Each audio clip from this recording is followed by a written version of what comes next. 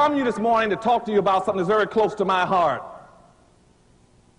And I'm not here to be divisive. I'm not here to offend anyone.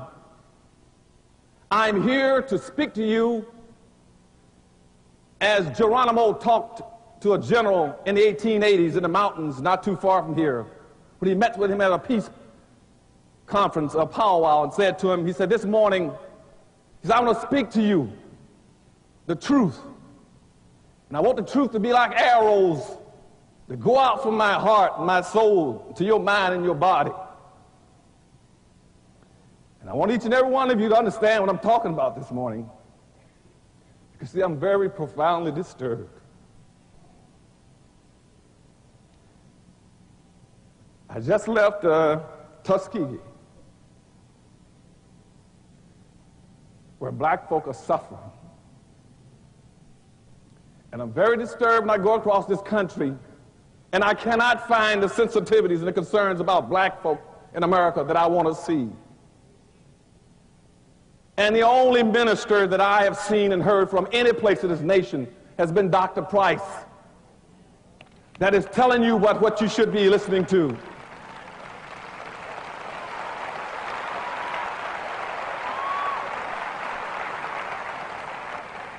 And I've spoken all over this country and all over the world representing presidents and governors. And he is the only minister I've run into so far that violates all the social norms that were exacted on black folk back in the 1790s as this country began to move into an evangelical movement. And they decided in the 1790s that it is now permissible to have a black preacher or to have black folk invest themselves into a religious experience. And the establishment in this country says, yes, we will let blacks have their own separate services, but we must pick the minister. We must pick a minister that is controllable. And we must tell him exactly what he's supposed to do. We will license the ministers. So by the 1720s, the entire establishment in this country has set up a system saying that any black minister in this country, he has an admonishment. He must teach black folk three things so that religion will become a control device to help us maintain the status quo on black folk in this country. He says every black minister who we select or we license, they must teach black folk. First of all, when you talk about the Bible, you talk about the master and the slave, you are talking about the white master on earth and the black slave. You must secondly teach black folk to be humble and obedient and accept their life lot, and to be respectful and loyal to the white servant, to the white master. And lastly, you must teach black folk. You must teach black folk that they will get theirs in the hereafter, in pie in the sky. And that went into effect in the 1820s, and every black minister fell in the line and did it. And it stayed like that until after the Civil War, when 119 blacks on October the 19th walked into St. Paul's Church, Baptist Church in Raleigh, North Carolina, and says, we can't take it anymore. As black folk, the suffering is too acute. And said we must at least have 40 acres and a mule or something. You cannot just turn us loose, free, and say we're free,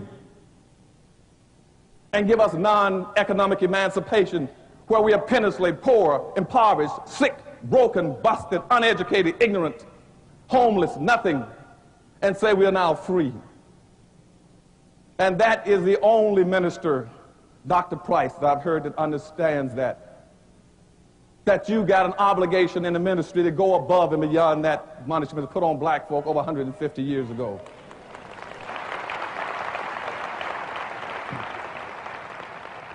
Now, in this area, maybe some of them don't like it. I don't care. I learned to respect a man at a distance, and I fell in love with him last night at dinner.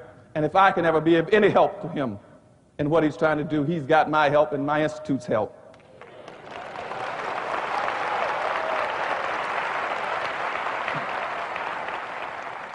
And so this morning, in the time that's been allotted to me, I want to talk to you, as I said, like Geronimo, but I want to be like the great European philosopher Diogenes, who walked through life with a lantern in his hand, saying, I want to lighten the darkness because I'm in search of an honest man. But like Diogenes, I want to walk through this temple and through black America with a new movement I'm trying to create. I want to find not necessarily an honest man. I want to find some black people and some white people that understand the problems in America. I want to find somebody that understands in America that contrary to popular myths, black folk are not progressing in America. Black people are going backwards. In comparative proportional terms, black people in America, where you were in 1850 in this country, you have not progressed. You're still in your same dilemma, contrary to anybody tells you. And you see, I want to find, like Diogenes, I want to find a black person that understands that black folk are not progressing. But more importantly, I want to find somebody, black or white, that don't mind being black and want to talk about the racial problem in this society. I can't even find that with my lantern in life. We got 3 or 4 major black organizations in America. 3. The Urban League, NAACP, the Rainbow Coalition, and one other one. I can't even get them to focus on the issue of black folk. One wants to take care of cultural diversity. One wants to be talking about multiculturalism. One wants to talk about minority issues. The other wants to talk about oppressed people. And I asked them across the country, why don't somebody talk about black folk and the problems of black people? And so I'm looking, like Diogenes, for a person that understands the history of this country, because I want to understand the problem in America. And the problem is not what you all have been taught. The problem is not poverty. It is not unemployment. It is not unwed teenage parents. It is not food stamps. It's not public housing. It is not drug abuse. Black people only got 2 problems in America. The first problem is that you've been systematically locked into the lowest level of a real-life monopoly game. That's your major problem. And that's what Dr. Price directly and indirectly is telling you about every Sunday morning. You have been locked into a no-win situation. That means that all the wealth and power in this country has been skewed over 400 years systematically into the hands of the majority white society. Black people don't own a significant amount of anything to be able to control their lives. Whites in America right now control almost 100% of all the income, the wealth, the power, the resources, the businesses, the privileges, and all levels of government. You cannot compete. And I'm tired of hearing people telling black folk, why don't you compete? Compete with what? What are you going to compete with? They keep saying, well, black folk can run fast and jump higher. That won't make it. It won't make it. And let me tell you what monopoly is. Monopoly means that all the wealth and power has been skewed based on skin color, going white, yellow, brown, black. And if you've never played the game of Monopoly, let me show you how it's played. I play it every year at my family. It means that everybody, when you sit down, you're given a certain amount of money and wealth. Black people never got their 40 acres and a mule.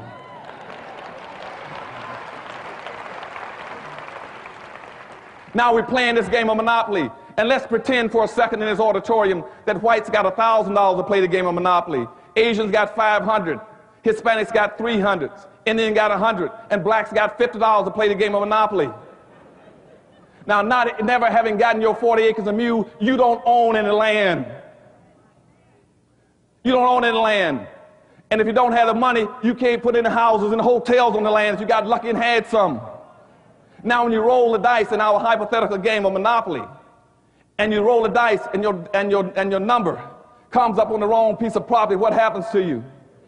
You must either go bankrupt or go to jail.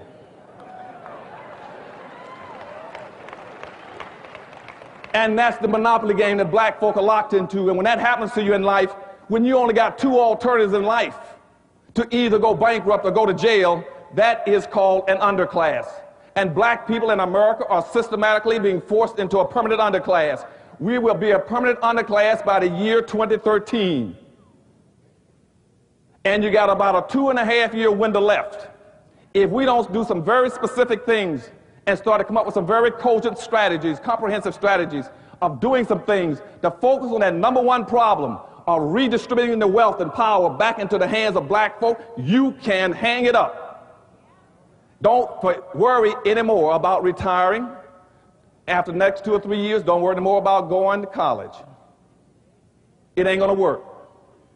The doors are going to slam shut on black folk. And what I'm telling you right now is we're going to have to get it together fast. And to do it, you must first understand what I'm going to be telling you this morning. And my speech is going to be divided into 3 parts. I'm first going to tell you about the problems of black America realistically. As Cochise and Geronimo said, I'm going to give you the truth about the current state of black America, point 1. 2, I'm going to analyze it for you. And 3, I'm going to give you the solutions that we can do together to come out of it. Okay? Now, we got a very serious problem in that monopoly game. We're going to have a converging forces, social forces coming across this country. About 8 major forces are going to push us into that understructure and that underclass position. And let me talk about 3 or 4 of them right quick. First thing, across this country, you're going to have an increasing amount of conservatism. Now, I want you all to understand up front what conservatism means. So I don't care whoever uses that word, you know what it means. Conservatism is a new code word for anti-blackism. Okay?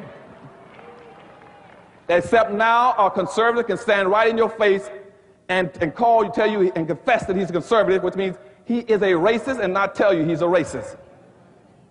Racism, right now, we got racism all over America, and I can't find one racist. And what I'm telling you right now, before my book even hit the market, I'd already predicted in my book that you're going to have a cutback in welfare. I predicted in my book they're going to catch people like in Texaco. And they just caught Avis discriminating against blacks in North Carolina and South Carolina. And they just caught Circuit City, Sam's, Walmart's. I knew they were going to try to cut out single-member districts. I knew they were going to go after affirmative action. I knew there were going to be riots all over this country that's coming. I talked about this a long time ago in the book because that's what conservatism means. Conservatism comes from the root word to conserve. To conserve means to hold on to what you've got, or those who ain't got, as my mother said in a 3rd grade education, you ain't going to get. That's what conservatism means. And it means nothing else. It means maintain the status quo. It means use every device that you have to give the pretense that what you see is normal.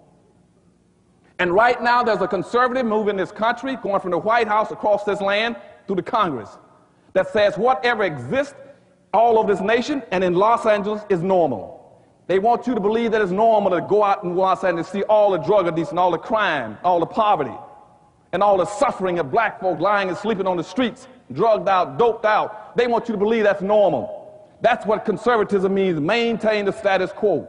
It also means to reinstitute white authority, white values, so you hear them talk about family values and all these other kind of things, and also white superiority. So when people start talking about they want to go back and be a conservative, you ask them, what are you trying to conserve? When my people don't own anything and you own 100%, what have I got to conserve? When you hear blacks going around screaming about they're a black conservative, you ask them, what are you conserving? Tell me one point in history that you found something that you want to conserve.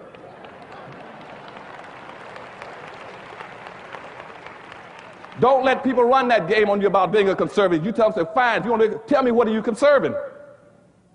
And when my people never had anything, why would they want to be a conservative? So the biggest problem we're going to have is conservatism when it goes across this nation. And we as black folk got to understand, now it's not all whites that are conservatives.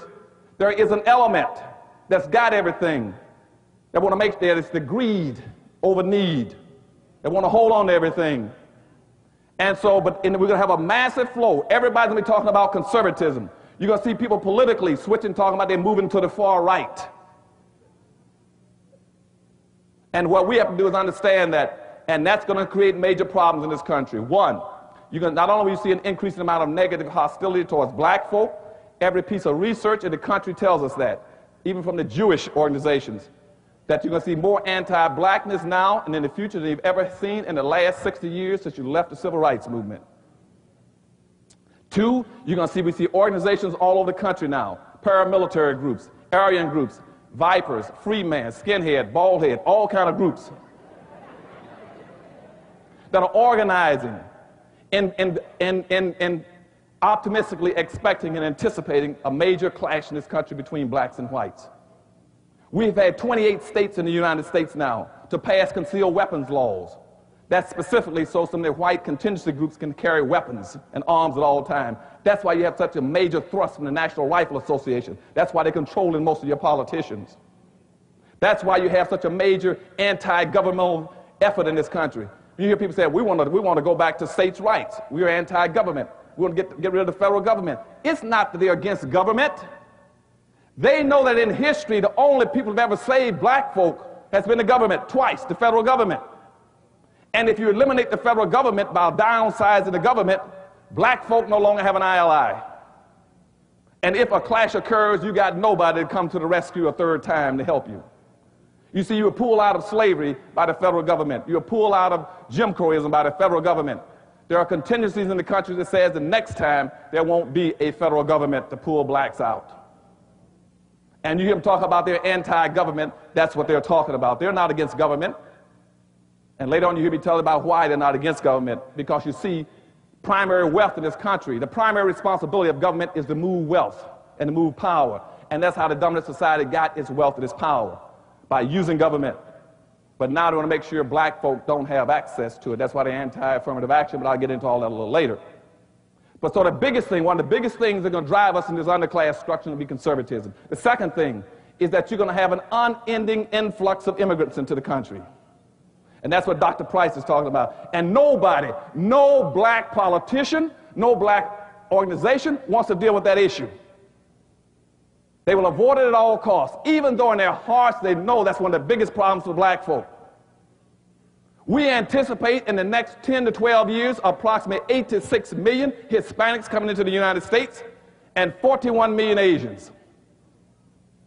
You have been the majority minority for 400 years in this country. You have been the number 2 population for 400 years. You're going to get kicked out of being number 2. You're going to go down and become number 4. Now, common sense, even a third grade education would tell you, if you didn't get anything when you were number 2,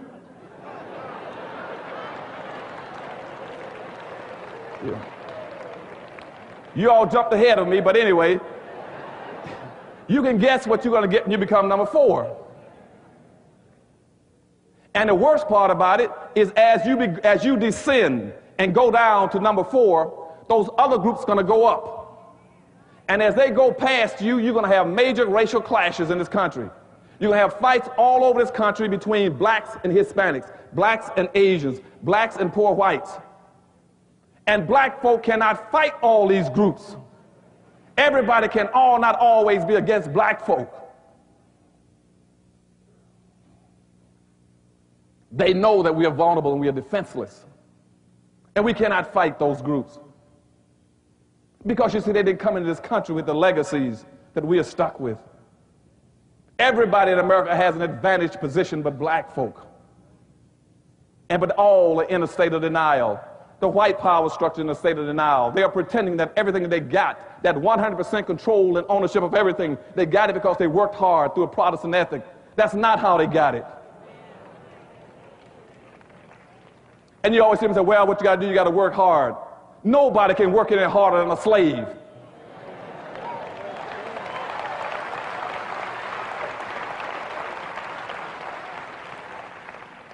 But they're going to keep running these games on black folk. And at the same time, we got black folk that are accepting that what we got to do is work harder. And you see, when we get into that in a few minutes about history, what the power structure really wants is what we call unearned income. Slavery was nothing but unearned income for whoever owns the slave. And once slavery ended, that's where Wall Street came from. Wall Street was based on slavery. Everything that blacks were producing went to Wall Street then. And now that all that money that's amassed on Wall Street is still producing unearned income. All that money is producing a regular salary for people. It's in stocks and bonds and dividends. They don't have to work. Never had to work. But we're going to talk about that later on.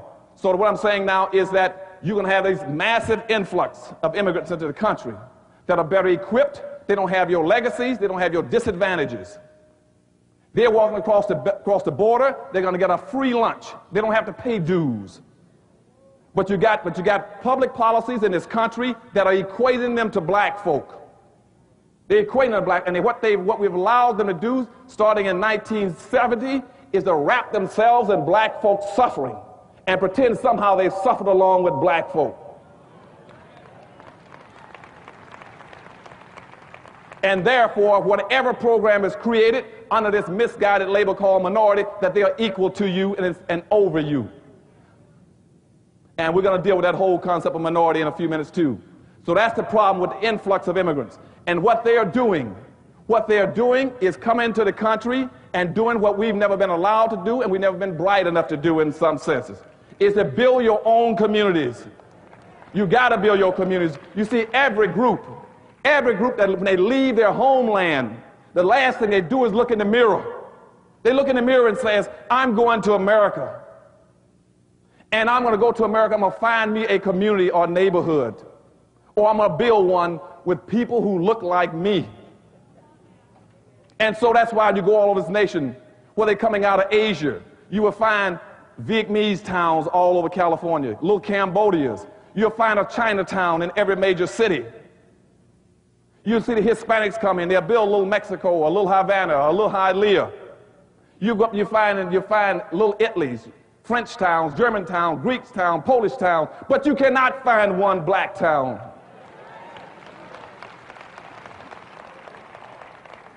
And we are the only people that keep trying to integrate. We're the only people, rather than looking in the mirror and saying, I see somebody that looks like me, I want to go find and build me a community of people who look like me.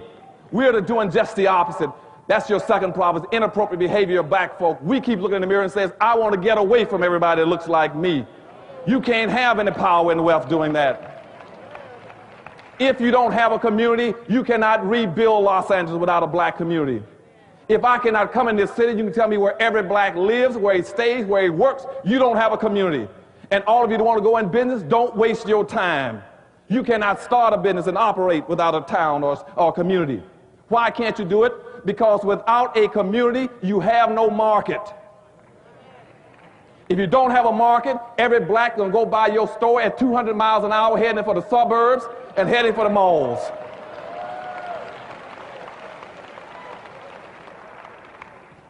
And that's why you got this major displacement of capital out of the black neighborhood. And I tell black folk, if you want to go in business today, don't do it. Give me the money. I need it. Because you're going to go bankrupt. 80% of all black folk that go into business under the present system, you will go bankrupt within 2 years. You will lose your money within 2 years because you don't have a market. And see, that's how the other groups function. They have their own markets, their own communities. And we're going to talk about that a little later on, too. See, the good Reverend Dr. Price, he gave me 2 hours to talk to you all, so I'm going to get to all those points, okay?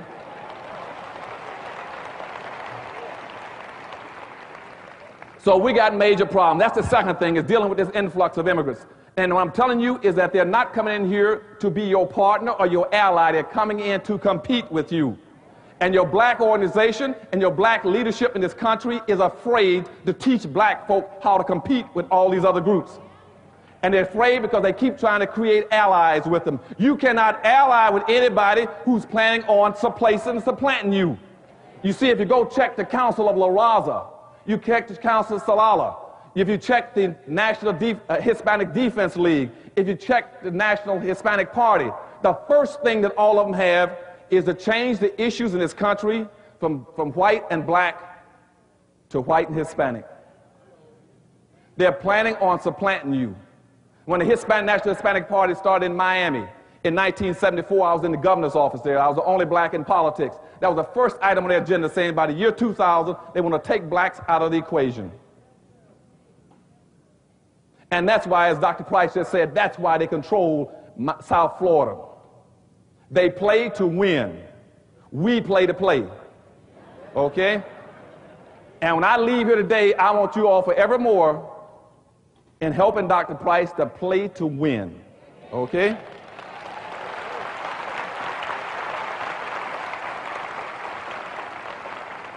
The third thing that's going to hurt us and push us into this underclass structure is technology. You got blacks running all over the country telling black folks, some people, well, what we're going to do, we can overcome racism if we get involved in technology. Won't happen. Technology has never been a friend and ally of black folk. It has always been our worst enemy. Why has it been? Because you see, racism has always kept us in our place. And technology has always come along and run over that place.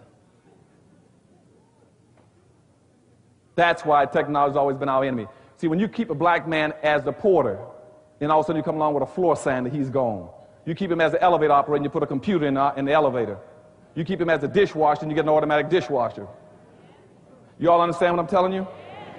So when black people come to you telling you, well, you get technology, no. You say, no. What we have to do is to get control of, get behind technology so to stop running over us. And I got friends in Washington, D.C. going all over this country telling black folk, you got to get into the information highway. And you can overcome racism. Whites were not that dumb. You cannot get on the information highway and overcome racism. Because the information highway is like any other highway. It's a transportation system. And what you should be asking yourself is, what are you transporting? If you don't have anything to transport, you can't get on the information highway. So what we got to be talking about as black folk is owning and controlling. It's just like when they invented the highway, the airplane system, the shipping system, the train system. It didn't advantage black folk because we never owned the trains, the planes, and the ships. What we got to do right now, starting with your church, is try to figure out how we can own and control more. Then the highway makes sense to us. Okay? Now, and that's why right now in Washington, D.C., the Office of Technology's last report says that the people going to be hurt most by technology are going to be black folk. And a fellow named Jeremy Rickman has a book out called The End of Work. And he is the director of the National Economic Trends for Washington, D.C. and nationally. He's the guy to put out these trends. He put a book out, and his book, Chapter 5, talks about what technology is going to do to people, and he uses black folk as an example. And I went and sat down and talked with him. And what he says to Dr. Anderson, he said, my publishers tried to make me take that chapter out of the book. He said, I fought to keep it in. He said, because technology is going to kill black folk. And read that book, and that's what he's talking about. He says, because black folk don't have any control of technology. You don't own anything. And that's why we're getting ready to lose all our radio stations in this country. We're going to lose all of our television stations in this country. Because what's happening now, they've lifted the allocation cap, and now it's called social Darwinism, economic Darwinism. Whoever got the most money now can buy anything they want in technology. And so the few black stations we got in the United States now up for grabs. And as a matter of fact, even the cable system is going to be up for grabs because we don't have the money and resources. We can't compete with the whites now who want to buy all the systems. And once that happens, you can't get your information in. Now, that would not happen to organizations, to groups like the Hispanics. Because, see, the Hispanics got smart enough, they built communities. Then they took their language and they built a fence around their communities. They use their culture to protect their communities. Where is your culture in Los Angeles for black folk? Where is your fence? And we're going to talk about that later on. You are vulnerable. The fourth thing that's going to happen to you is that this whole contract with white America is not anti-liberalism. It is not anti-Democratic Party. It wasn't even anti-Clinton. What it was they were trying to answer a question that's been haunting white America for about 30-something years. And that is, what do you do with 36 million obsolete black folk? That's what the contract was for. And how they concluded that was, you see, they got 1,200 white think tanks in America. 1,200 white think tanks. You got one wholly owned black think tank, and that's the Harvest Institute I'm trying to run. They got 3,000 employees with a $500 million budget. I got a few volunteers. No staff, no money. Because you see, in this country, no blacks wants to give my black think tank any money to help our leaders to develop policy and public issues. And when I ask them for money, what they say is that we can't give you money. I said, why not? They said, what is your organization for? I said, to help black America. They said, who's going to benefit? I said, black folk. They said, who's going to work in it? I said, black folk. They said, ooh, too black. And the first thing that comes to my mind is, how can you be too black? What is too black? 10, 20, 30? What's too black? Nobody ever says something is too Jewish, too Indian, too Asian. And I'm telling you, people are telling me this too blackness comes from our black entertainers, our black athletes that's making $100 million. They could give the money to us that they're paying in taxes because we're tax exempt. But they'd rather give it to the government than even give it to an organization to help black folk in this country. Because they don't want to be black. And I keep trying to tell them, it doesn't hurt that much being black.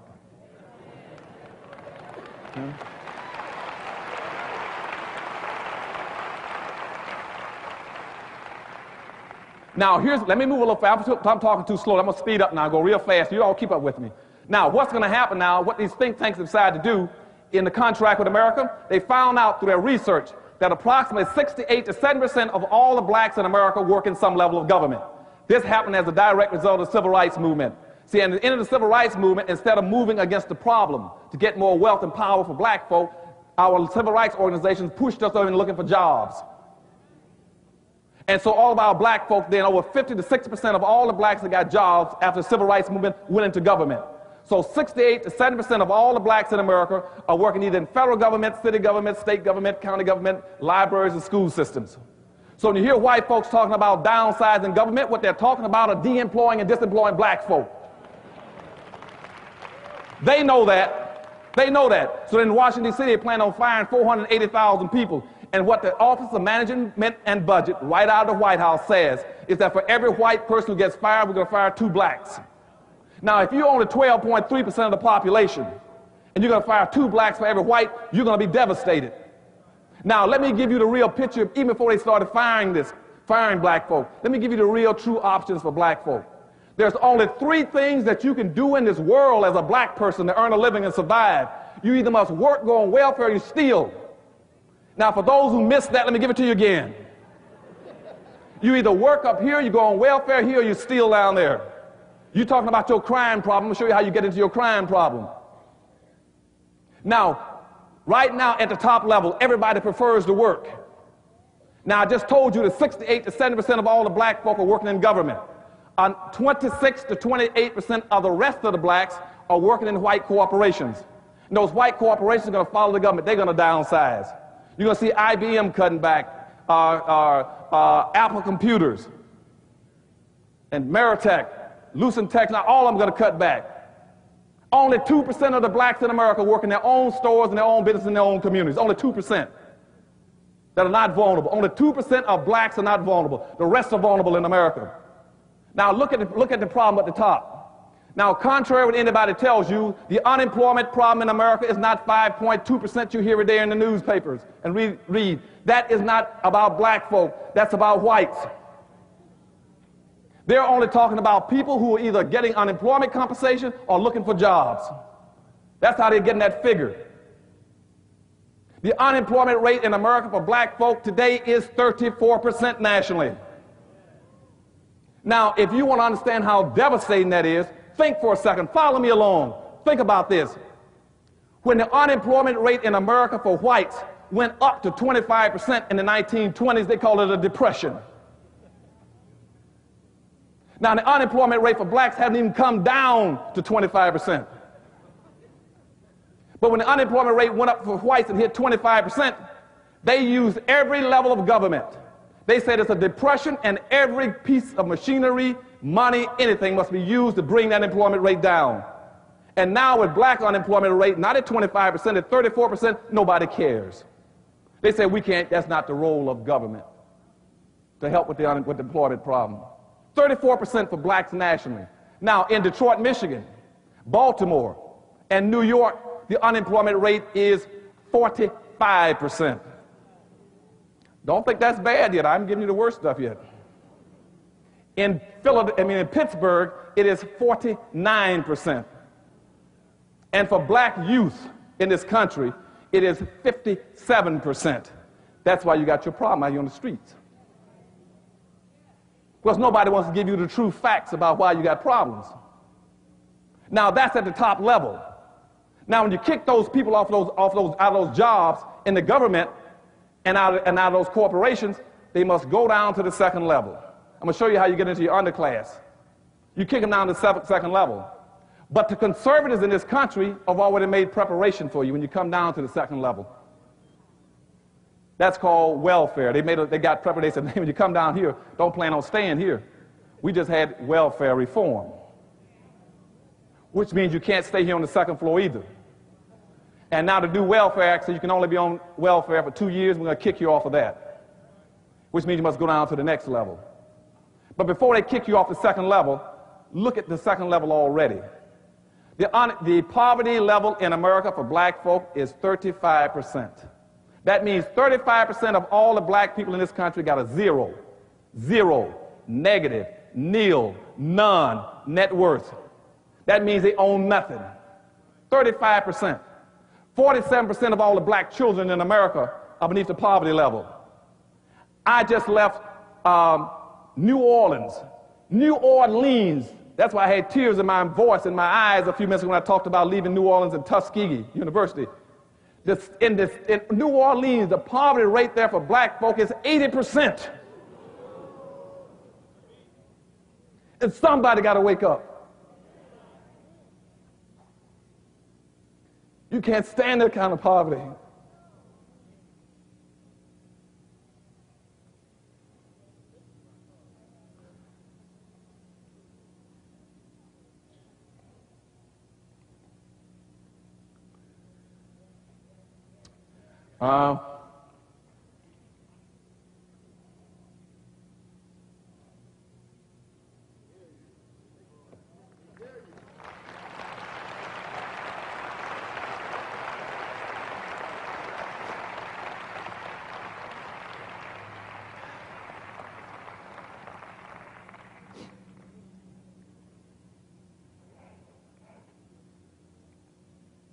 Anyhow, I'm sorry.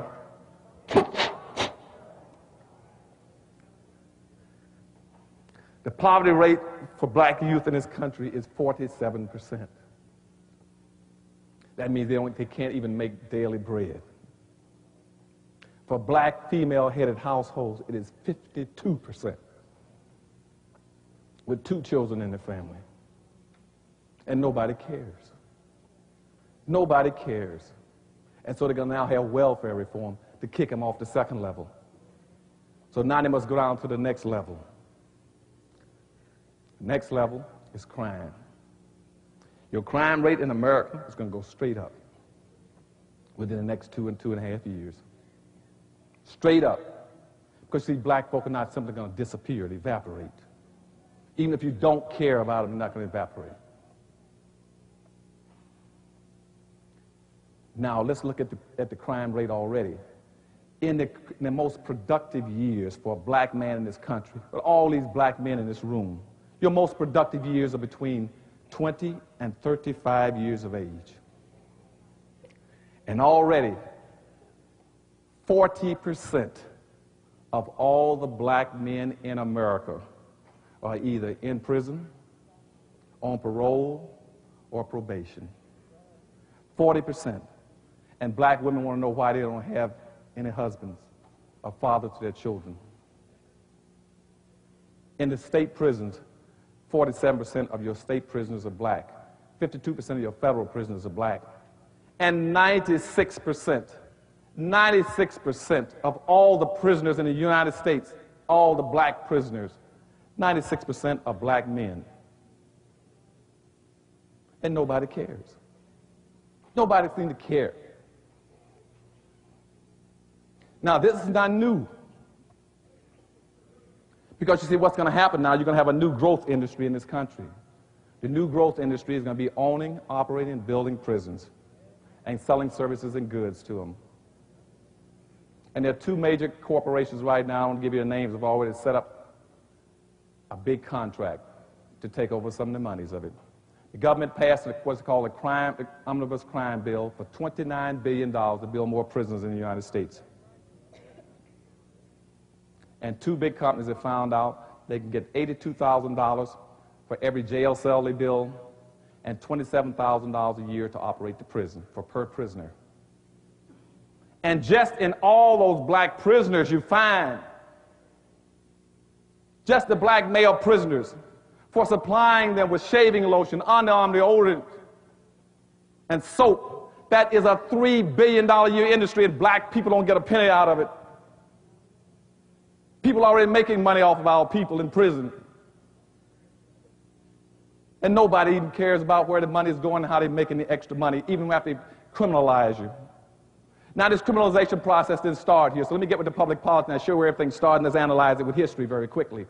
The whole problem goes back to 1619. In 1619, there was no such thing. Y'all be clear on this. There was no such thing, basically, as racism. Racism didn't exist before black slavery started. You had conflicts between ethnic groups. You had conflicts between religious groups. And you had cultural disagreements. But you never had racism until black enslavement started. Racism is a word that means race. It means group. I don't want you to let people keep telling you that black people can be racist. You cannot be racist. The word does not exist for you. Racism means group-based. Racism means a power relationship. A power relationship between two groups, where one group owns and controls so much that they can use their wealth and their powers to deprive and hurt and injure another group. That's what racism is. And no place can you find a black person on earth that can be a racist. Only thing you can get at best is a black reactionary. That means a black person who's reacting to white racism. And I want people to quit calling Farrakhan a racist. Farrakhan is not a racist. What Farrakhan is doing is reacting to white racism. If black folk had been racist, they'd have been racist 400 years ago. They would have stopped people from depriving and hurting and castrating and lynching and exploiting them 400 years ago. That's why if you go back through history, you cannot find one single solitary instance any place in history on this earth where black folk have had enough power and wealth to come together to do injury to another group and take something from them.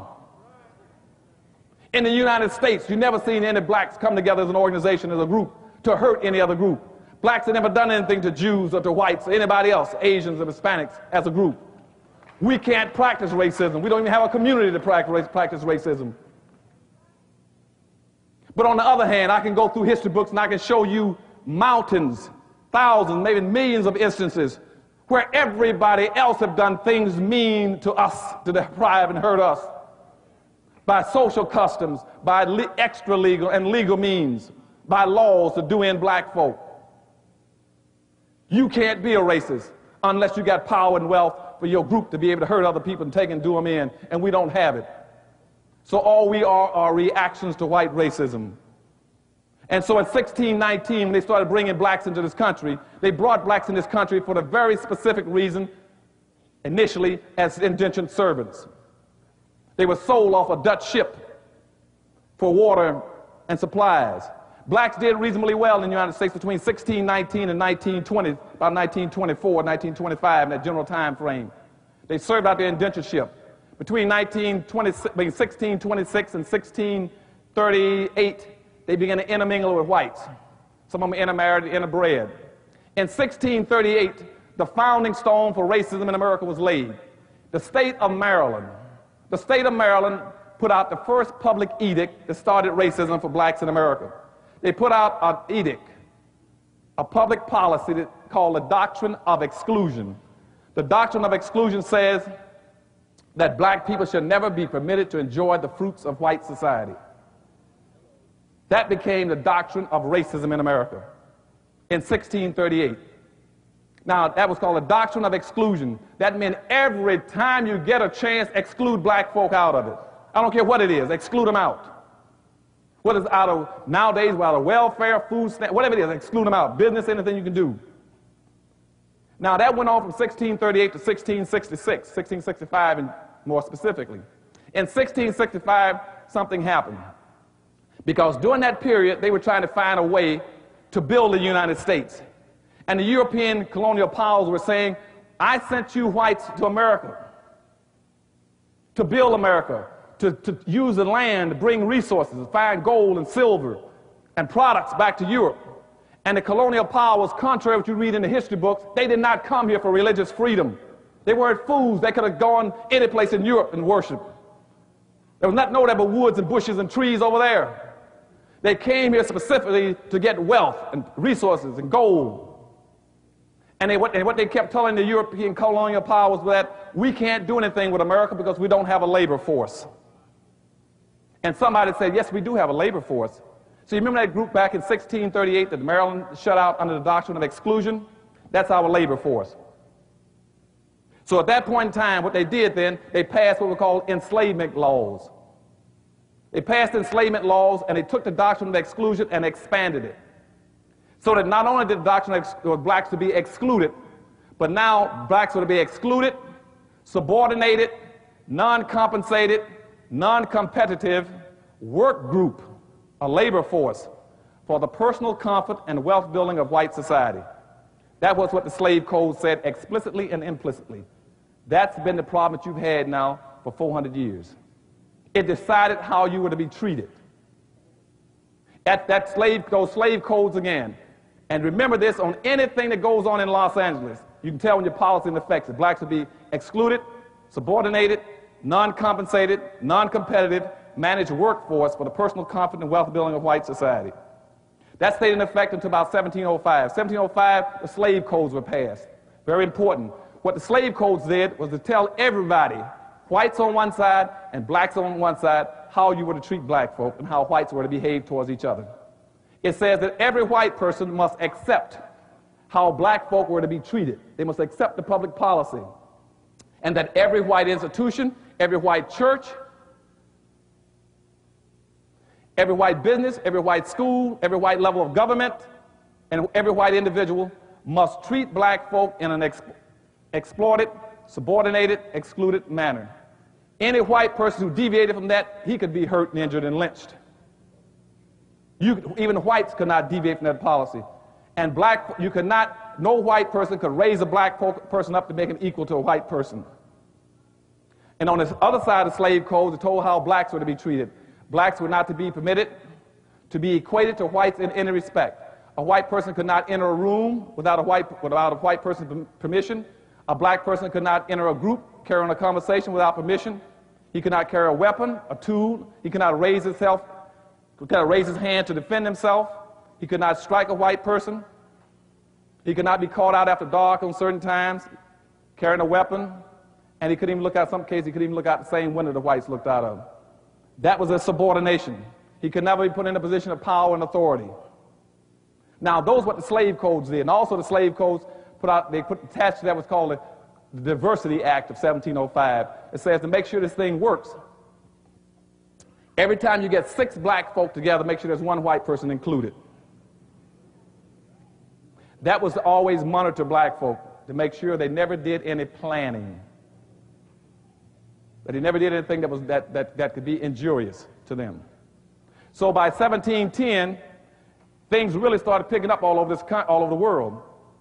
6 out of every 7 persons coming across the Atlantic were black folk coming to America. 6 out of 7 were blacks. For the first 300 years, coming this way west were blacks. Just in between, to show you what they were doing, from 1500 to 1660 as an example, they shipped 5 million black folk out of Africa just to Central America down here to dig for gold and silver. And in 150 years, black folk with tools and sticks and stones, they dug out over 16,000 tons of silver and over 4,000 tons of gold. All that went back to Europe. Black folk at that point in time were producing almost 99% of all the sugar on earth, cotton, tobacco, anything else. They were building all the houses. They were the caulkers, builders. So what they did then, they started advertising in Europe. So anybody who wants to get wealth, they go to America. If you go to America, we guarantee you, we give you free land and free labor. And you would have to be an idiot to come to America if we give you free land and free labor and not get rich. So they began, and by 1710, somebody said, well, how are we going to control all these blacks? So the state of Virginia passed a law called meritorious manumission. Meritorious manumission then says that we will control blacks by building in an internal attitude inside of them to make them see things through our eyes, to make them white in everything but skin color. And what the meritorious manumission was passed by the state of Virginia in 1710 then said we will reward any black who gets very good at this. And so if any black person saves a white person's life, protects a white person's property, invents something that a white person can make money off of, or if he squeals on in the slave revolts, he would get freedom. Okay? And so I tracked from 1710, all the way up to 1860s. And out of over 200 some possible slave revolts, a black person squealed in every one of them. And so following that up, so in 1712, there's a guy named Willie Lynch, 2 years later down in Jamaica. He heard about the law, and he came up to Virginia and says, I know how to do it. I can help you set up a system where black folk will never, ever organize and come together again. He says, I got a lot of experience in the islands on treating blacks. And so that's what y'all heard about the Willie Lynch letter. That's what that case. So Willie Lynch came up 2 years later, and they paid Willie Lynch to be a consultant to carry out what was enacted in Virginia in 1710.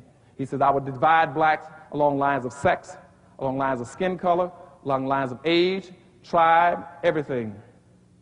He said, in that way, they'd never get organized again. They would never, ever have a community. I would divide them so they'd never have a community that would be functional. And Willie Lynch started that, and as Willie Lynch started that, blacks began to squeal on each other. 100 years later, by 1840, for instance, I had over 6,000 blacks in the United States that were slave owners. 6,000 blacks owned other slaves by 1840. Because as soon as they got free under meritorious manumission, they ran out and tried to be white and hired and bought them some black slaves. And then when you saw tears coming out of my eyes, I just thought about, again, I was thinking about down in New Orleans. Down in New Orleans, and blacks down there saying, Dr. Hamilton, what can bring us together? And I said, you got a big problem. They said, why? And that's why I had the tears. Let me tell you something. In New Orleans was the epitome of black folk doing in other black folk. On the eve of the Civil War in New Orleans, you had almost approximately 812 free blacks in New Orleans on the eve of the Civil War. 642 owned other black slaves.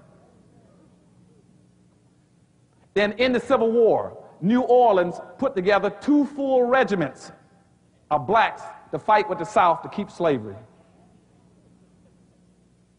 And worse than that, one of the biggest revolts, slave revolts, occurred in New Orleans, where blacks tried to break free. And do you know that the free blacks joined the white plantation owners and went and put down the black slave revolt? And the worst part about it, they chopped off all the heads of all the blacks that were revolting and put them on poles leading all the way from Jefferson Parish all the way into the city of New Orleans as a warning against any other blacks trying to get free of the system. And see, that hurts me when I hear about that. And so, you see, you got that meritorious manumission policy saying, keep black folk divided. So between 1712 now and up until the Civil War, some things started happening that's very profound for you all in understanding your racial situation out here. By 1750, black folk peaked out. The population of blacks in America got up to 34%. And then the white society got very scared with that. They said, with that kind of number in this country, there's a possibility that blacks might get together with Indians. So then in every treaty that whites were signing with Indian treaties, they put an incentive in there for the Indians to turn against black folk. They say every time you catch a black, you got to turn him in. And they would pay an Indian $20 on average to chase down an escaped runaway slave, to track him in the woods and bring him back to his plantation. And because of that, Indians in America allied with the white dominant society. And I keep hearing blacks bragging about the fact how much Indian blood they got. Indians were not your friends in history. They were not your friends. And I don't mean to put the Indians down. Indians got special problems. I'm not putting anybody else down. I'm not going to put the Hispanics down. I'm going to tell you the truth. And out of the 5 civilized tribes out of the 5 civilized tribes in the United States, all five of them sided with the South to keep slavery. In a 20-year period between 1840 and 1860, the biggest killers of blacks in America were Indians. And see, the Indians then, so that's what they were trying to get, that kind of an ally between whites and Indians, so that blacks could not ally with them. And that's why every civilized tribe was a slave trader. Indian tribe was a slave trader and a slave owner. As a matter of fact, in Camp Smith, right not too far from me in Texas, in 1867, in Camp Smith, the Choctaws and the Chickasaws still had slaves even 2 years after the war and wouldn't turn them loose. And the United States government gave them $300,000 to turn black slaves loose, to the Chickasaw and Choctaw Indians, and said, we'll give you $300,000 and take this money and divide it up and turn those black slaves loose and give them some land. And they never, but 2 years later in 1869, blacks were coming to Washington saying the Indians never gave them anything. And to this day, blacks never got a penny from the Indians. So what I'm saying is everybody has been against blacks because we've never been united.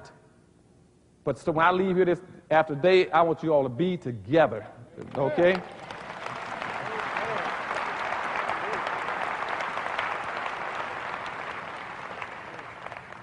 And so by 1750, we hit 34 population. That scared, the colonies were scared. So they started petitioning England to quit shipping any more slaves in. And that's what triggered the Revolutionary War. And one of the biggest things was that they were scared that blacks and Indians might somehow get together and take over the country. And so after the war was over, well, let me get before that.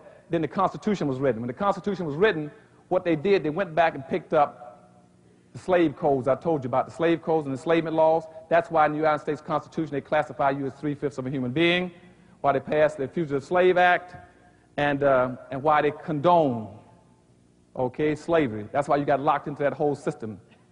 Because what they did then was give all the power to the slaveholding states in the South. And the first compromise was committed at that time. And what happened then, the wealthy whites in the country says, we will allow people to keep slaves, but we'll always protect poor whites. And so they started a system saying, wealthy whites up here, poor whites here, blacks down there. So even if you're a wealthy white, you'll make sure that poor whites are at least the management class, that they're over the blacks, they're the supervisors. So the blacks go into the ditch, the white will stand over it, the poor white will be over the ditch. If you put a black person on the truck, the white will drive the truck. Okay? That was a commitment that was made that poor whites would always come at least right above blacks. And I'm going to show you how that got into all our national public policies later on. And so between that, that was built into the Constitution. Now they developed a system in this country. I hope my time is on.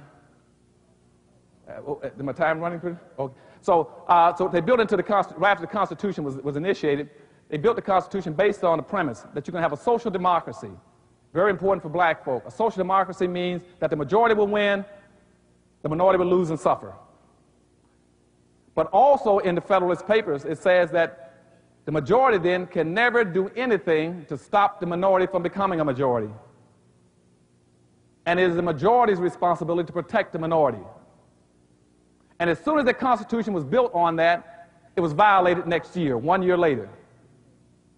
Whites in America never accepted that it was their responsibility to protect black folk if you're going to make them a minority. They're talking about black folk shouldn't be out now chasing civil rights as a minority. They know that as a minority you can't win. You don't have the power. It is the majority's responsibility to take care of the minority. Not the minority's responsibility to fight for something you can't get. You don't have the power. And that was violated because in 1790, the first act of the Congress, right after the country was organized with the Constitution, the first law says this is a white country and the quota on black folk is 0. Which means you got a 0 quota, you can only come into this country as a slave. At that moment, black people became the only permanently planned minority in the country. You become the only planned loser. Remember, the minority means loser. Anytime you use the word minority, you call yourself a loser. Don't ever use that word. Okay? You call yourself a loser. So their first act of Congress was to pass an act saying it's a white nation, got a 0 quota on blacks except for slaves. Nobody else you see in that minority category is there a law on you.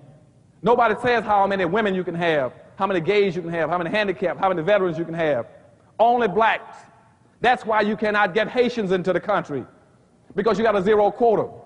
That quota was changed in 1966 and raised to 1/2 of 1%,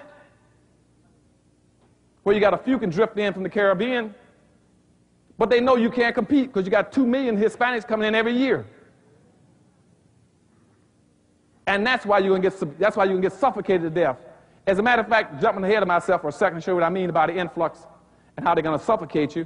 In 1840s, you did not have one single Asian or Hispanic in the entire United States. But you had 5 million black folk that were enslaved. 5 million black folk were enslaved, but you did not have one Asian and one Hispanic.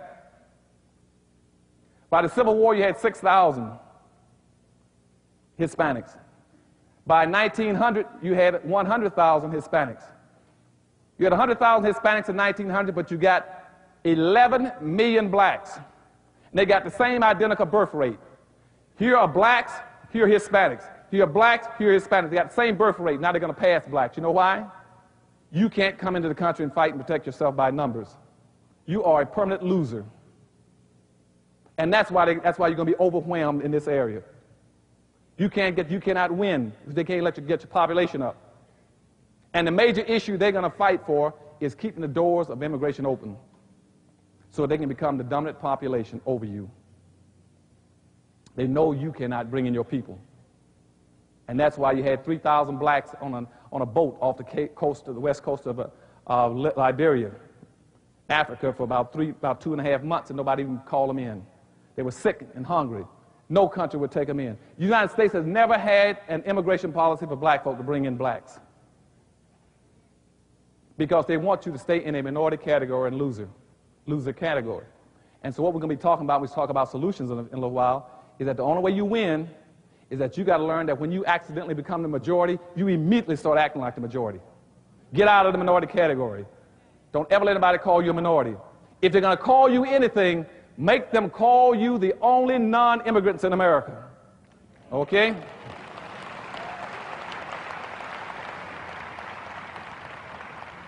Every public policy that you develop, every program that you develop it for non-immigrants.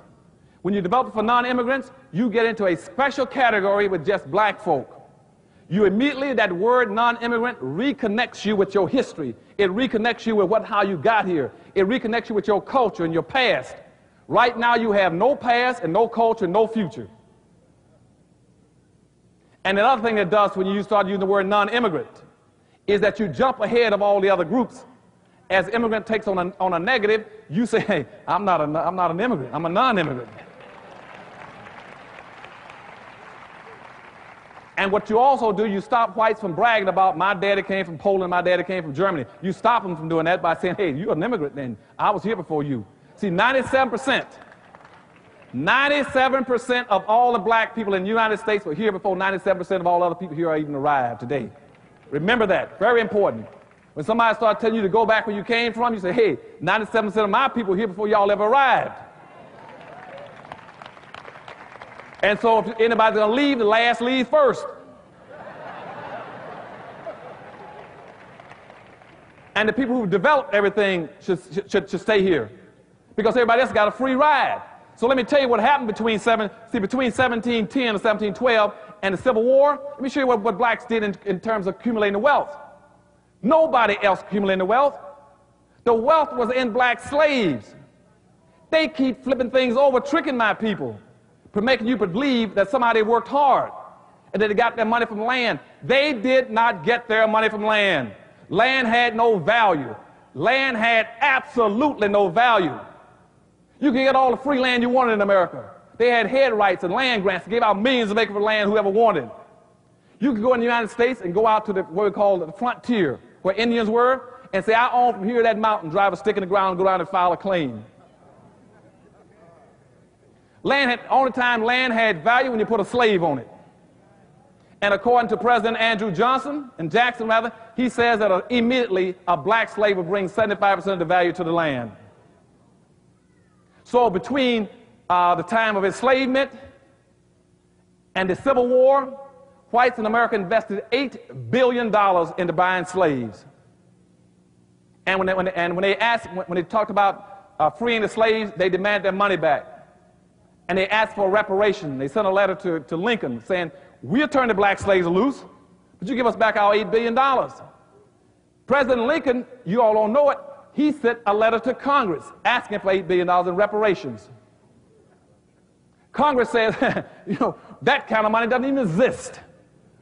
That's more money than all of our businesses and the federal budget put together. And that's one of the triggering mechanisms for the Civil War. They didn't have that kind of money. As a matter of fact, from the period I just told you about from 1710 to the Civil War, 2 out of every 3 people in the United States that had over $100,000, 2 out of every 3 lived in the South. A white plantation owner in the South who had black slaves had 400 times the wealth of a northern farmer. A white person in the South with 2 slaves had a value equal to any non-farmer in the North. If I take the white person in the North and add his house, his land, his animal, his tools, and his savings together, if you own 2 black slaves in the South, you had as much as a white person in the North. In the South, up until the Civil War, a black slave was an American Express card, a walking Visa card. A white person did not have to work. All they'd do in the morning was get up and get his 2 slaves off to work and lay and wait for them to come back. He didn't have to work. On the eve of the Civil War, to show you what that means in terms of having a slave, black people in the South, on the eve of the Civil War, picked and sold alone over 1 billion pounds of cotton and was sold just to England alone. England paid 48 cents a pound for that cotton. That cotton, that money from that cotton, gave every white person in the United States $500 without even working. On the eve of the Civil War. So what I'm telling you is that they didn't get their wealth from working hard. And I went back and looked in 1860 and said, in 1860s, what did black folk own, even the free blacks? In that time, poor blacks that were free in America, the blacks in general, they had 1/2 of 1% of the wealth in 1860. I checked again in 1960 and see what they'd accomplished. After a Civil War, World War I, Depression, World War II, Vietnam War, Korean War, and the Civil Rights Movement. See what blacks went up 1% in 100 years and all those catastrophic national, international events. The wealth was frozen in 1860. And even today, blacks control less than 2% of the wealth. You have not moved. Blacks don't own anything that has any value over 2%. So what I'm saying to you now is that that's where the wealth came from. And starting from 1860 up to now, that became what we call inherited wealth. The white society nailed that wealth down. So that now that it's passed on from one white generation to the next, to their offsprings, children, parents to child, parent to child. It's been going on now for 15 or 16 generations. And what does that mean for you as a black person? That means that the average white person, because racism exists, and without racism it wouldn't be important. Because racism exists, every white person is born with 87% of what he needs to be successful in life with his skin color when he hits the earth. All he needs to do is be successful now, is get a scheme in his head and persevere. Because everything he needs is either in his culture, in his community, in his neighborhood, in his family, in his school, in his business, and in his government. He's going to run into it sooner or later just by staying a straight course. And for that reason, you see, Ted Turner and Donald Trump can go bankrupt, become a millionaire, go bankrupt, become a millionaire over and over again. Doesn't make any difference. A black person, if he ever becomes a millionaire one time, you've got to hold on because they never do it twice. Because, see, a black person is born with 0. Why is he born with 0? When a white child comes in with 87%, a black child comes in with 0. Because it's called inherited wealth. I just told you everything is locked into the white culture. And so a black child cannot inherit anything because what we've been focusing on. We have been dealing with symptoms and not problems. For all these years, we talk about how can a black kid cannot inherit food stamps. He can inherit welfare. He can inherit public housing. He cannot inherit a job. So he comes in at zero. He cannot compete against a white child because as parents, you're letting them down. You're not giving your child a fair break. He can't compete. And I don't care how much you're going to scream at these black kids about what they should be doing. They are not crazy. You're not giving them any tools. You're trying to motivate kids. You cannot motivate a child to be successful. Motivation only means giving people interest in doing something. What you got to do, working with Dr. Price, you got to empower these young people. There's a difference between motivating people and empowering. I see all these blacks running around the country, I'm a motivational speaker. That's a pimp and a hustler. You don't motivate black folk, you empower them. Now here's the difference between motivation and empowering. I can motivate everybody in this auditorium this morning to want to go to Europe and lay on the beach and enjoy a good life, lay at the hotel and eat well. I can motivate you. But if I don't give you the money, the tools, y'all understand what I'm saying? And I don't give you the tools, the ships, the boat, the airplane, the hotel, I'm playing games. Am I not? And that's what they keep doing with black folk. They always want to motivate black folk rather than empower them. And what I talk about all the time, all this country, and I'm going to work with Dr. Price on, is that give you those tools. You give black folk the tools, and they'll do the job. Okay?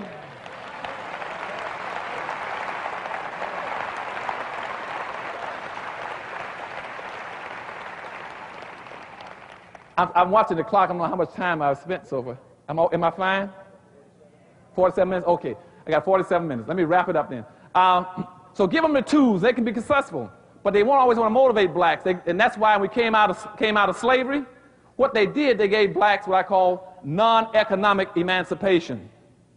Then we came out of Jim Crow, and they gave us non-economic integration. See, money never entered the picture. Why didn't it enter the picture? Because here's why it's important for you all to remember this. Because at the Civil War, that was the dividing line. That was the first time that land became more important than a black slave. Okay? And that's why you all didn't get the 40 acres and a mule. Okay? Because that was the first time when they said nobody could ever own slaves anymore, then the value jumped from a slave to land. And they said, then blacks won't get any. And you never got your 40 acres and a mule. That means you were vulnerable, you couldn't compete, you had no place to go, you were homeless, penniless, and you suffered 260 years of planned ignorance, so you couldn't do anything. And so then the second compromise was committed. Immediately after the Civil War was over, the North then sold blacks out. They looked at the poor whites in the South and said, well, now that we've taken all the wealth out of the South, because what we really want to do, what we were fighting the Civil War over, was to take the wealth from the South and move it to the North. And now that we got the wealth, you all can have the South again, and you can have those blacks. And so immediately in 1866, the South passed what's called the Black Codes. The Black Codes were nothing but the same code what I told you earlier in 1705 called the Slave Codes. So it re-enslaved black folk. And you went back into second slavery that they called Jim Crowism. Now, what was the effect of Jim Crowism? Let me show you. Up until that point in time, black folk were the primary labor force in the United States because nobody else wanted to work. All whites in America want to be the genteel class. They want to be the lazy class. They want to be able to, the aristocrats. They didn't want to work. They didn't want to get their hands dirty. But what they had done, though, by that time, black folk were the caulkers, the mechanics, the bricklayers, the plumbers. Blacks made up almost 50 to 60% of all the workers in the factories, in the tobacco factories, and the iron factories, and the mines in the East. In the South alone, after the Civil War, according to the 1865 census, that out of 120,000 artisans mean educated or skilled people in the South, people who could do the job, the work, out of 120,000, 100,000 were blacks.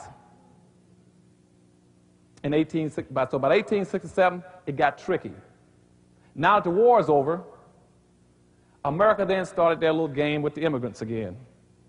So between 1866 In 1880, they brought in 12 million European immigrants into America. And guess what happened to poor blacks again? They got booted out of those positions. They got kicked out. In the North, they created something called UNIONS, unions. They created unions and kicked blacks out of all those jobs I just told you about as mechanics and plumbers and engineers and bricklayers and all this kind of stuff. They kicked them out and started unions. Then they put a clause in it's a white-only union. They kept blacks out of jobs up until the 1960s, almost 100 years. Just shut them out. They did the same thing in the South. They created what's called farmer alliances. Even though 55 to 60% of all the farmers in the South were blacks, they created farmer alliances so black folk could not raise their products and sell their products and get to market. That's why the black farmers were crying over in Tuskegee. Said nobody. As a matter of fact, it just made the front pages of the Washington Post. What day was it? Thursday. Front page of Washington, what happened to the black farmers right today. They can't raise anything. They can't raise their crops. And if they're raising, they don't have a distribution system. They don't have a market because they don't have a community. Nobody can get the crops from Tuskegee, from the South to New York City because, see, the white won't let you use their system to do it unless they control it, manipulate, and they get the profit and advantage. So those poor farmers down there are losing their land at three times the rate of white farmers. In 1920, we had 20 billion acres of land, 20 million acres of farmland in the United States belonged to blacks. It's down to less than about 400,000 acres now. You're going out of existence. And as the food crop moves further and further away from black folk into the hands of 2 or 3 major corporations, you're in serious trouble. Because 78% of all the blacks in America now live in 10 large cities. You got a 10-day food supply. If somebody wanted to, they can starve all the blacks in America to death in less than 2 weeks. Your farm, you're losing your farmlands and everything else. Nobody want to make an issue out of it. The Washington Post had the front pages saying the black farmers are almost gone. But anyhow, so what happened then after the Civil War? The immigrants came in, bumped blacks out, froze them out. Some people say, well, black folk can compete if we educate them. Wrong. Didn't work. When black folk came out of slavery in 1866, they had a 98% illiteracy rate. That means only 2% of the blacks in the United States could read and write in 1860s. But by 1900s, blacks reduced their illiteracy rate from 98% down to 40%. Blacks learned faster than all those white immigrants that came into America. Blacks cut their illiteracy rate faster than all the European immigrants. But when I went back and did analysis on job mobility and on money and wealth, guess what happened? The whites that came in, they went up, blacks went down, which means education was not the factor. So you tell a child to get an education and you don't deal with racism, it won't do any good.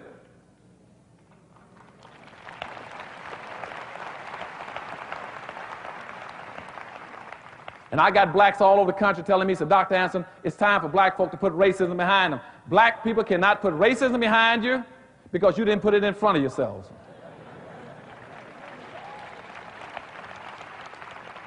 You don't have the power to put anything behind you.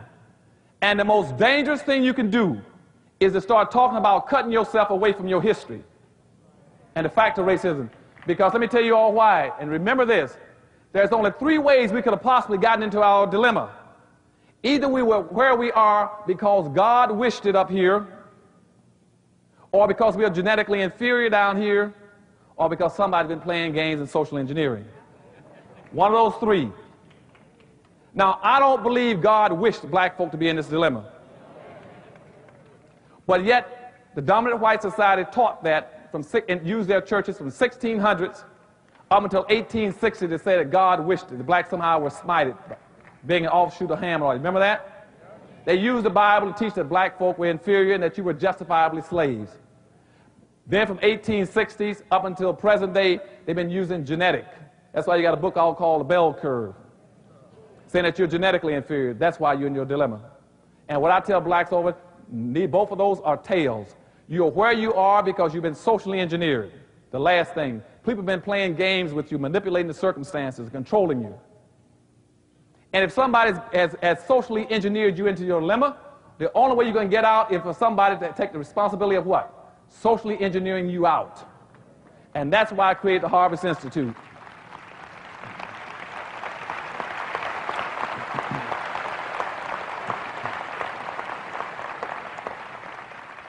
And so what we're doing now is trying to go back and understand everything that's happened to black folk, and I'm trying my best in my books and my institute to turn everything upside down and give you a halfway fighting chance to come out of it as a winner. I don't want you to lose anymore. I'm tired of black folk losing. Okay?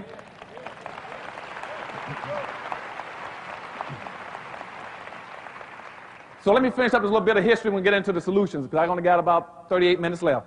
Now here's what happened. So by 1900s, when Jews began to come into the country, what they were doing then, they came in looking for wealth building opportunities. Go look at all their basic documents for their organizations. They came in looking to build businesses and to find wealth and money. When our organization came in, the Urban League and NAACP, between 1905 and 1912, what they looked for black folk was going back to that old public policy that was set up in 1660 saying black folks should be a labor, subordinated, non-compensated labor class. So what they were looking for us was to do what? Find what? Jobs. Which means you were to be employees. Never employers, but to be employees. And so immediately after the First World War, blacks started getting a little uppity when they came back from World War I. And the whites in the South didn't like that, and so you had major conflicts. And so racism intensified in the country. Blacks had farms. Some of the white radical groups started burning their crops. They started lynching on an average of 2 to 3 blacks a day. And they poured kerosene on their cotton and ran blacks out of the South. Those blacks then, by 1920, were moving north. They moved into Gary, Detroit, Philadelphia, Pittsburgh, Buffalo, New York, and went into the factories. And when they started moving out, whites then started working on trying to get a replacement for them. Because at that point in time, black folk could pick on average about 20 pounds of cotton an hour. So whites started inventing a machine. And by 1940s, blacks had invented a machine called a cotton picking machine that can now pick 1,000 pounds of cotton an hour. So by 1947, black folk were obsolete in the South. They no longer needed you in the South. You were through in the South by 1947, machine that replaced you. But all those blacks who drifted north in those big cities had gone into the steel mills, automobile plants, chemical plants, meat packing plants. And we're doing reasonably well. Blacks did reasonably well in the north between about 1940 and 1966 in those factories. Then all of a sudden in about 1966, guess what happened again? Technology caught up. And black folk went obsolete in the north. And ironically, blacks went obsolete in 1966, right in the midst of the Civil Rights Movement. When Martin Luther King was saying, free at last, thank God we're free at last, he was not talking about black folk. He was talking about, for the first time in history, whites no longer needed black folk. And whites were free. They now had invented a computer. And computer-driven machinery, they no longer needed you. So the factories started closing down in the north at that point in time. And that's when your crime started going up too. Because not only they started closing down and firing blacks in those major cities, but at that point in time, the public policy on black folks shifted to what it is today. Now the old public policy, remember, was that black folk were being excluded, subordinated, non-compensated, non-competitive, managed workforce for the personal confidence and wealth building of white society. They shifted it to where it is today. As soon as black people became obsolete in 1966 in the middle of the Civil Rights Movement, the new policy was this. 3 things that whites came up with. 1, that no white person in any responsible position will take any responsibility for what's happened to black folk in the past. 2, nobody's going to feel any guilt for what's happened to black folk. And 3, that nobody will approve any programs, public policy that will shift the resources from whites to blacks. That's why they're anti-affirmative action, anti-preference treatment, anti-set-aside, and anything else. They're not going to let the wealth shift into the hands of blacks under any circumstance.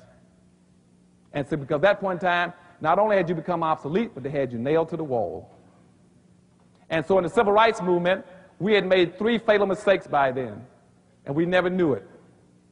I was the only black in politics in Florida in the governor's office in 1970. Here are the mistakes that occurred. 1 is throughout the Civil Rights Movement, black people never had a plan.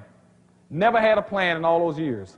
All they simply do was they ran from one civil rights movement and one demonstration and riot to the next. To this very day, blacks don't have a plan. And whites have had plans on us since 1638. You don't have a national plan. No black in America knows where he's going and how he's going to get there, what he's supposed to do. Can you imagine 36 million people, no idea about what they're going to do? The second mistake we had made is that somehow they thought by taking down the signs over the bathrooms, over the water fountains, by where blacks could sit, somehow you were dealing with racism. They thought racism was the stuff I keep telling you about. They thought the slogans were racism. That was not racism. Racism was 4 floors down. They never touched racism during the civil rights movement. Allowing a black person to sit on the bus is immaterial. Allowing a black to go into a hotel is a waste of time. Can he pay to get out?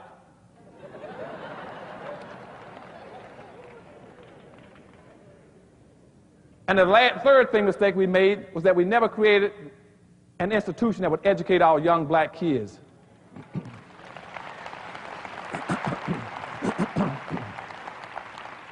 On how to deal with racism, that we could give them a plan and they would be trained as a leadership class to pick up that plan and run with it. So between 1966 and 1996, black youth fell through the cracks because we let them down. We let them down for a number of reasons. One, because we pursued integration when we should have been pursuing desegregation. Now, what does I mean by that? Desegregation means just stop the government from using its power and resources to deprive you. And what most blacks thought they were getting was assimilation. Assimilation means they wanted to move in, intermarry with whites, and disappear, just like the Asians and Hispanics can do. Whites never gave you assimilation. They gave you integration. Integration is another something behind the counter. Integration is a weaker form of segregation. Now you're weaker than you ever were. Remember I told you about the strong will win, the weak will suffer, the majority will win? Integration means that you have now been scattered into pieces. You have no power. Power doesn't come from individuals. It comes from the group. You all should never do anything as individuals. Do it as a group. Okay?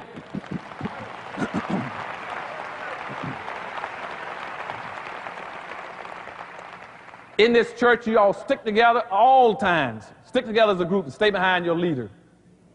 And they can't get to you.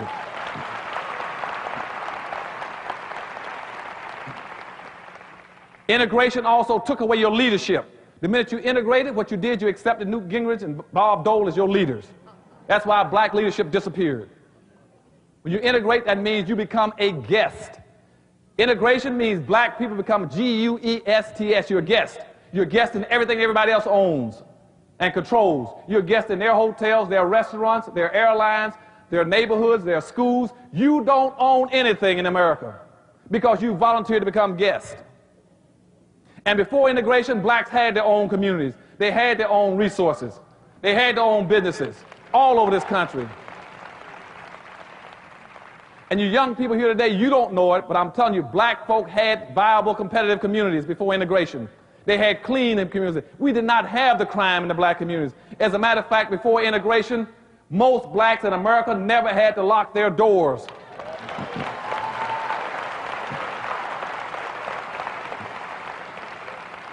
And a part of the problem is we don't lock because we didn't have locks on the doors.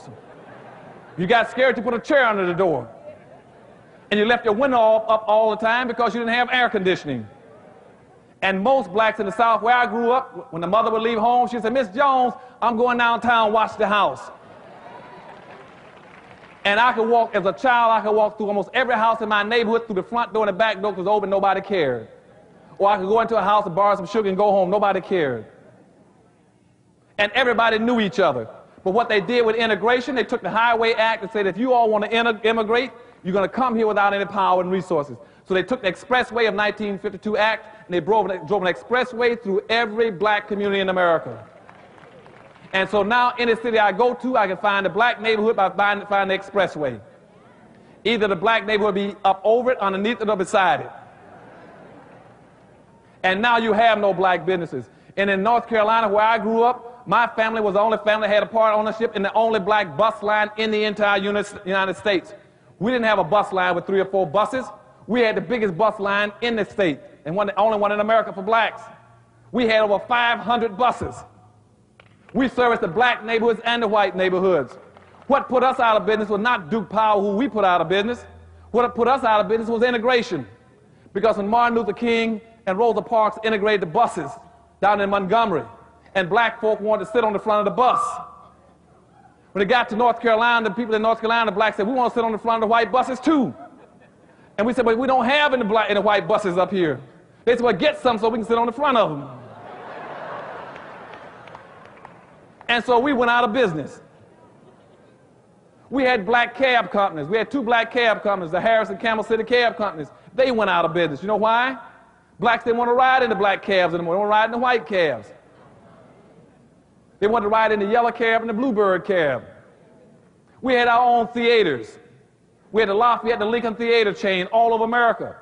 We had film companies in Jacksonville, Florida. Norman Productions in Jacksonville made black westerns and black love romance films.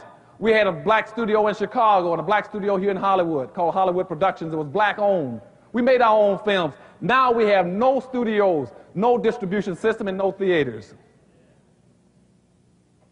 And what I'm telling you all is you're going backwards. We had mattress factories, we had broom factories, we had blacks in the oil drilling companies. We had a black railroad line in Jacksonville, Florida. We had another black railroad company in Oklahoma.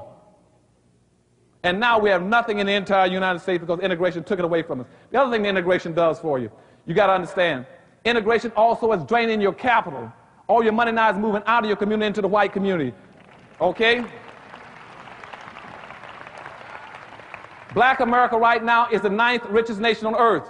We got approximately $380 billion worth of disposable income. We're richer than Sweden, Australia, Canada, Pakistan, India, and all the black African countries put together. But we're the poorest nation on earth because we violate every principle of economics. Your money is supposed to stay inside your community and bounce 8 to 12 times before it leaves.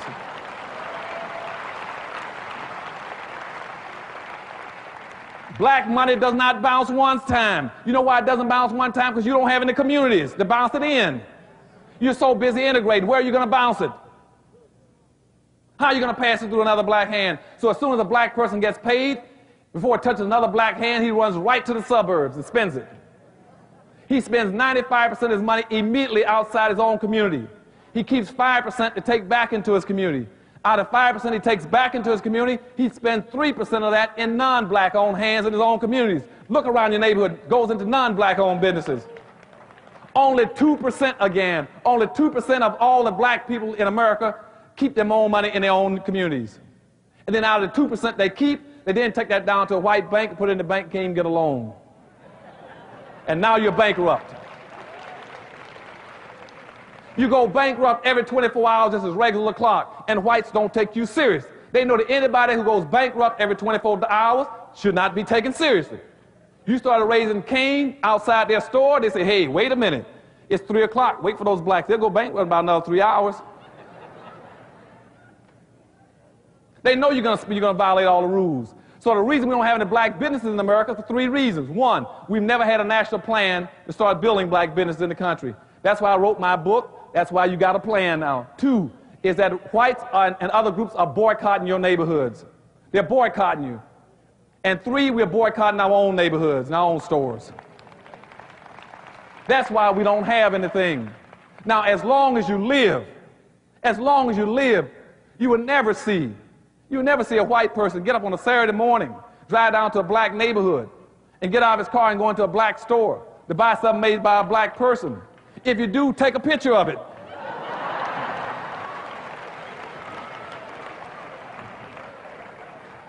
You have something very valuable one day. All over America, on Friday evenings, go to any big city, and you'll see blacks lined up to get into Chinatown, to go to China, eat some Chinese food. Have you ever seen Chinese lined up trying to get into a black town? Somebody is not playing with a full deck. You're not playing the game to win, you're just playing.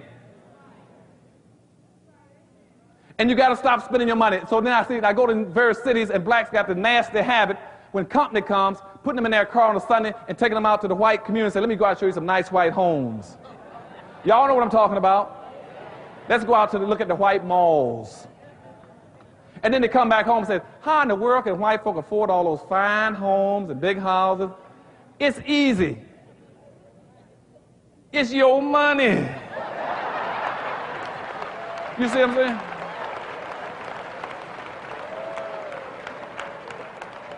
And y'all think I'm teasing. See, they're living off of 2 incomes. They live off 100% of their income and 95% of yours. And you're trying to live off of 2%. It is humanly impossible for a race of people to live off of 2% of their income. And in America, you equate human worth based on what you own.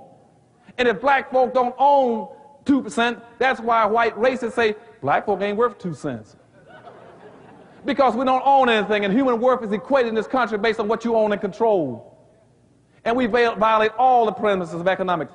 We have yet to learn how to practice group economics. And the last thing about integration is that integration got a quota system, and you need to know this. It's got a quota system. You hear white somebody against quotas? They're wrong. It's got a quota system. Anytime you get more than 5 to 8% of blacks involved in anything, whites are going to put up chain. They're going to stop you. If more than 5 to 8% of blacks move into their community, they're going to put their house up for sale. If more than 5% of the blacks, 8% of the blacks go into their schools, they're going to pull their kids out of school. If more than 5 to 8% of the blacks come into their businesses, they're going to move the business out of town, cross town, out of the country. If more than 5 to 8% of the blacks come into their association, they'll resign. They got a quota system. And people say, well, blacks are against affirmative action. No, they're not against affirmative action. They're against affirmative action for you. You see, they say, well, they're against the set-aside. Racism is nothing but preferential treatment for whites. They say they're against preferential treatment. You hear them say they're against set-asides. Jim Crowism was nothing but a 100-year set-aside program for whites, where they set aside the best restaurants, the best food, the best schools for whites. They say they're against quotas. You got a quota system, I told you, in the immigration laws. Today, you still are a planned minority. You can't win. So now let me get to some solutions for you very quickly in my few more minutes I got left. What we're going to do across this country now is what's called Powernomics. That's a new book coming out called Powernomics, Unleashing Black America's Potential. It's a follow-up to the book Black Labor, White Wealth.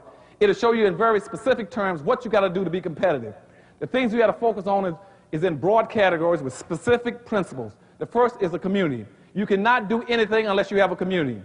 Your community is your social cohesiveness. The only power, the potential that black people have in America is your social, racial cohesiveness.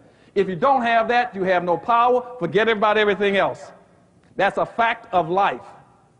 You got to have a community, because the community will give you your businesses.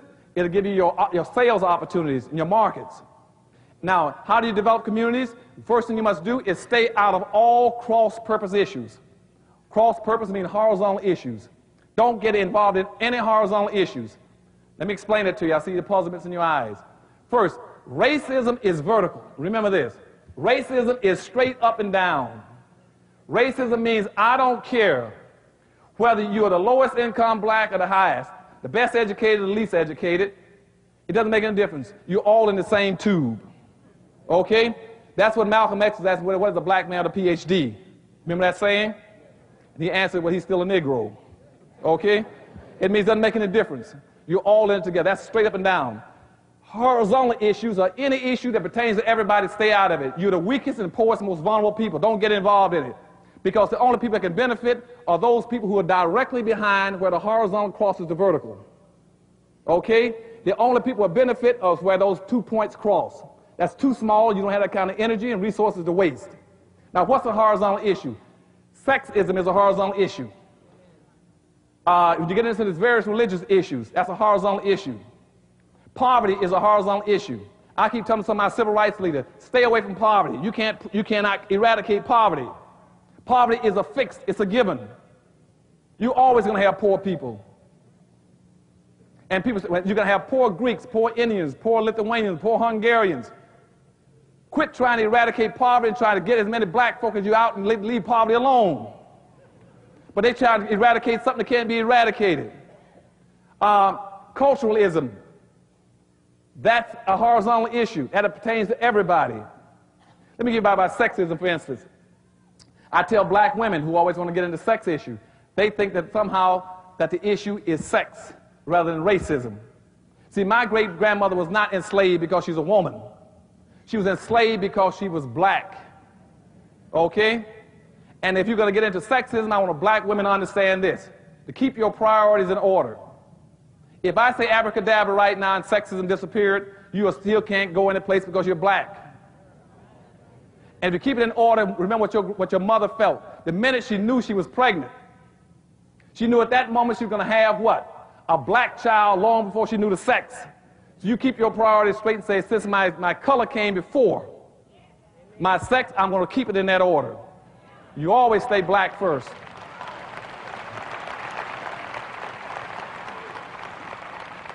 So stay out of those cross prepositions. I'll explain out the next time I come back out here on a Powernomics workshop or something. But that's very important. I can show you all the problems you got with that. And see, but once you stay out of those horizontal issues, like I tell some of my Muslim friends, I said, don't be worried about pushing Islamic faith. Push your skin color first and stay aligned with your people. And I tell them, the people in the Baptist church, quit worrying about about being a Baptist and worry about being black. And again, I have to give credit to your minister. It seems like he's one of the few in the country who understands that. That you put who you are and as a people before you start talking about what denomination you belong to. And especially since most of the denominations on the earth all work together to enslave black folk. All of them pimp and hustle black folk. The Catholics, the Protestants, the Baptists, the Jews, and everybody else got black folk. But what we're going to do then is start, once we get past building these communities, then we're going to start getting into what we call building alternative economic structures. That's very important. You got to build your own alternative economic structure. An alternative economic structure, in the short time I haven't got time to explain it, is nothing but building your own city, your own communities, your own towns. Building a lot of small sub-communities all over America. You build a community of markets, a community of producers, a community of distributors, a community of retailers. And we all interconnect all over the country and build a vertical order. Let me give you an example, for instance. The reason I'm down in Tuskegee and down in New Orleans is because, as an example, we're trying to build 12 major industries in America. The first one is seafoods. Why am I picking seafoods? Because one of the first principles of Powernomics is you must always dominate economically wherever you dominate in population. We, as black folk, are one of the largest consumers of seafood in America. We must dominate in seafood production. So what I did down there was go down there and I got blacks now who are raising seafood in ponds. They're growing crabs, oysters, clams, catfish, trout, and bass. I'm building 1,000 acres of sea ponds, food ponds, aqua ponds, where they're raising seafoods. Now, I got blacks in the farmers now. They're going to raise grain, wheat, soybean, corn, and wheat. They're going to make the feed for us to feed those fish. Now, when that comes up, I'm heading out here next week. I'm building and putting in $5 million into a processing plant in the South. I don't name the city because I don't want people to try to cut me off. But we're building our own processing plant. All that seafood then is bought from those black farmers. Those blacks that got land and not using, they're now going into business and making money raising seafood and raising feed. And blacks are now going to be hauling that feed over those ponds. And I'm asking for people to raise the money to build the ponds. And we already got about 5 ponds coming up already. And now, when it comes up, all that seafood is being picked up and shipped to our plant. And in our plant, as I said, the plant's cost almost $5 million, $4.5 million to $5 million. We already got $30 million worth of sales already on the books going through the plant. Okay?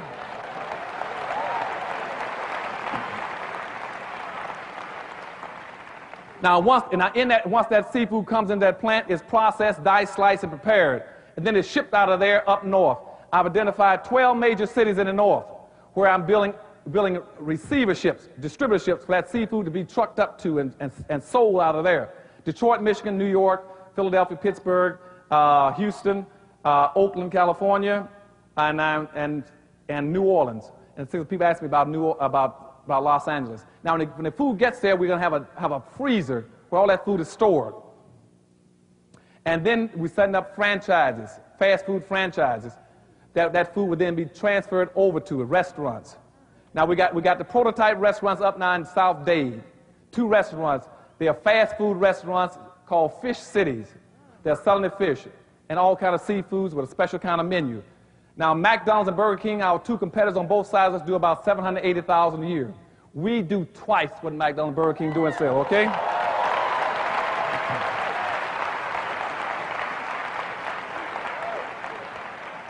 Our stores sell $1.5 million. They're doing $1.5 million a year, both stores. And our stores, we got traffic around our stores 2 blocks long, 24 hours a day around the store. And they're all black owned. So they can't cut us off. I got us locked in from the seafood to the grain, all the way to the restaurants in the market. Okay?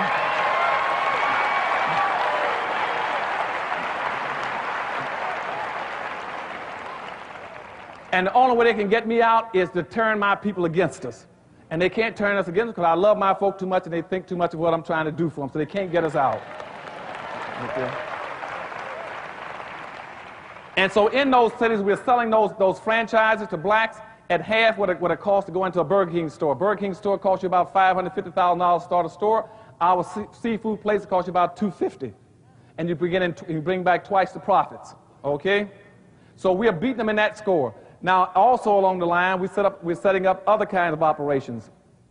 Blacks will be going into the trucking business, servicing that. It's vertically ordered. And some blacks will be selling the restaurant suppliers, the security service, the building the stores, the insurance and stuff, the employment agencies. And in each city, our stores will produce something like about 50 businesses per store just in seafoods. Per city, 50 businesses per city. And any blacks can get these franchises, and you all going to have a chance to get them out here in Los Angeles. We're going to come to Los Angeles someplace like next June. At that point in time, save your money and start raising capital.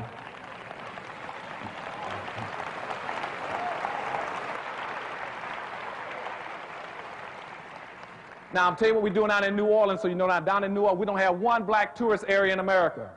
And again, I want my people to come together and build a community. So when I was down in New Orleans, I was going through the black community trying to find the old black community. In New Orleans, right now, when people go there, they got the French quarters, all white, no blacks down in that area. I've gone over and identified an area now where we're going to rebuild a black community there. And I got 2 blocks of land down there. I'm going to put in black clubs there with black entertainment for a jazz club, a blues club, and a popular club. We're going to put in black restaurants. And we're also going to put in souvenir shops. And we're doing it vertically. And we come out with a national campaign asking all blacks in America, since we don't have a black tourist area in America, plan your conferences only in New Orleans. When you go to New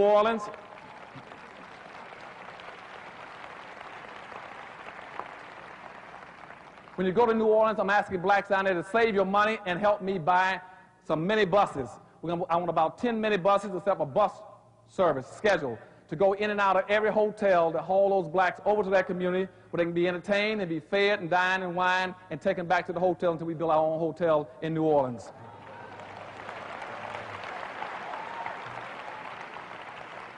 New Orleans has about a 67% black population. They don't own anything in the whole city. And we're going to change that and turn it around. That's what I was in New Orleans for, and we're getting it together real fast. We're getting all kinds of support. Not only all support from blacks, I got a lot of whites all over the country trying to help us too. They understand the need. So get one thing clear now. All whites are not bad. That's what I'm saying. We got a heck of a lot of whites that are helping us all over the country trying to solve this problem.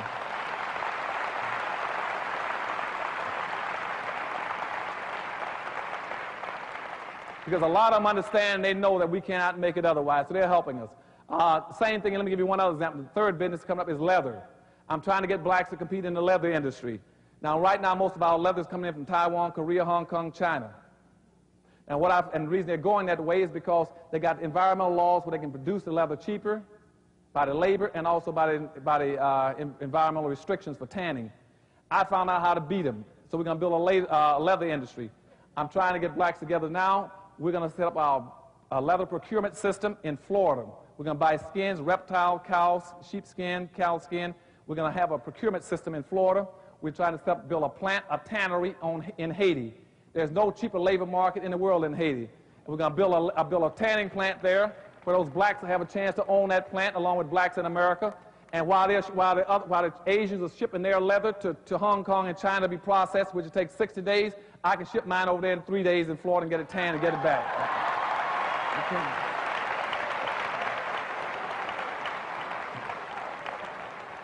When that leather comes back in the United States, I'm trying to set up 2 plants. One plant in New York and one in Pittsburgh, where blacks will own a plant. It's a cut and sew operation. That leather come in there, they can produce at least 5 different kinds of leathers. Leather for furniture, leather for shoe leather. They're going to produce utilitarian leather, also wear leather, purse bag, and belt leather. Okay? Once that leather's been produced in those cut and sew factories, it's going to be sent all over the United States to 2 major distribution centers, one in the west and one in the north. where blacks like you all can say, I want to be a distributor of that leather. I want to be a warehouser, a wholesaler of that leather, any of it. Then we're going to put retail shops in the malls in each city and in all these communities where you can sell black-owned leather. Then I'm asking the black entertainers, athletes in America, it's quick going on TV, advertising Japanese and Asian leather, advertise good black leather.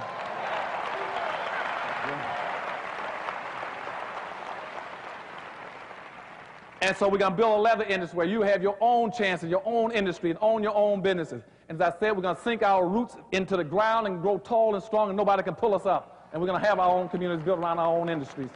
And each and every one of you have a chance to go into your own businesses where you'll be dependent upon the black above you and the black beneath you. To depend on them, okay? Buy from your own people, trust and love your own people, because nobody else cares about you. You don't have any incentives or interest in black folk in America anymore.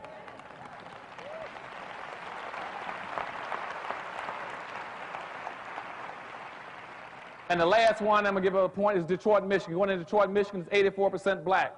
Now I go into the city, they got a black mayor, a black city council, a black board of education, and a black school superintendent, and a black police chief. They said, Dr. Anderson said, since you're here, we're going to give you a trophy and a plaque. Say something nice to us. I said, first of all, if I say something nice, what are you doing for black folk in the city? They said, we got an office of minority business. I said, you got an office of minority business? They said, yeah. I said, that's the first office you should have closed down. You got an 84% black city, and you got an office of minority business for black folk? They said, yes. I said, somebody is not, the light's on, but nobody's home. The first thing you must learn is when you become the majority, you must act like the majority. You see what I'm saying? In Detroit, Michigan, it's just reversed. You got an 84% black city, and you got and a 3% white population. The blacks are acting like they're the minority, and then when they're the majority, and the white minority is acting like they're the majority. So everything downtown is owned by whites, everything in the city is owned by whites. Blacks own nothing. And because the blacks can't get their mentality straight about learning how to practice and learn how to win. And so I go look at the contracts for services and goods in a city like Detroit, 97% of everything in Detroit for services and goods and contracts go to whites, and the city is 84% black. Because blacks don't understand that they'll still be winning. And I told them, I said, first, they said, what would you do? I said, first of all, I would sue all of you. Because that's against the law. Because you see, our good jurist, Clarence Thomas, has already ruled, saying that you cannot bypass a majority to give to a minority. You all got to get tricky. When you become the majority, you practice that. Say, oh, we're the majority now. You see? When you build these communities, you become the majority. And you start to winning. Because remember, the majority wins, the minority loses. And as long as every time you use the word minority, you say, I'm a loser. It creates a negative mindset. Quit putting that negative mindset in your children's head. And say, when you become the majority, we're going to win. And so therefore, I say, I'll take all of you to court. And the same thing in Washington, D.C. Washington, D.C. is 77% black. And the white developers just went to court to sue blacks in Washington, D.C., saying that they want that the 20% set aside for minorities in the water system there is unfair for to be giving minorities anything. And I agree. I said, you're right. I said, because the whites are the minority. And would you all believe that blacks, they're fighting to preserve a minority program in a city where they are the majority? Because they can't switch gears. And so what's happening in this country now is now people have become paralyzed. They're just like a deer standing on the highway at night in the bright headlights of an oncoming truck. They can't figure out what it is, paralyzed, standing there frozen and getting run over. So what's frozen them is this whole concept of a colorblind society. You do not live in a colorblind society. What that whole concept means is let's pretend that we're colorblind and don't see black folk. Now, that concept came out of one of the think tanks again. And the think tanks came up with a solution, say, how do we maintain this inequity where whites are 50-foot giants and blacks are 1-foot midgets? They say, pretend that everything that black folk want, that you've already given it to them. They say they want freedom, say abracadabra, you got it. See, they're not empowering you. They're just giving you symbols and slogans rather than the tools. You want to be equal? Abracadabra, you equal. You want equal opportunity? Abracadabra, you all got it.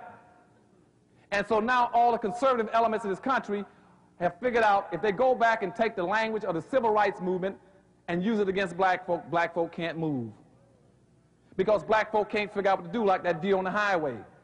If forward discrimination took them too far into the garage, the only way you can get the car out of the garage is put it in reverse. They said, no, y'all can't put it in reverse. That's reverse discrimination. We admit that we use forward discrimination to get it in there, but y'all can't use reverse discrimination to get it out. You see? So therefore, you got to keep the car in neutral. And we got to have a race-neutral society now. And that way, however things exist now, it is stuck and frozen like that. And let's pretend we're a colorblind society. And so consequently, nobody wants to look after my people anymore. They just stand there frozen on the highway. And I'm very much concerned. I got all kinds of plans on the Powernomics, how we can solve some of these problems. Same thing in politics. In politics, start teaching your people to be responsible. And don't vote for anybody who runs for office, green, yellow, black, if he would not deliver back to the black community. Okay?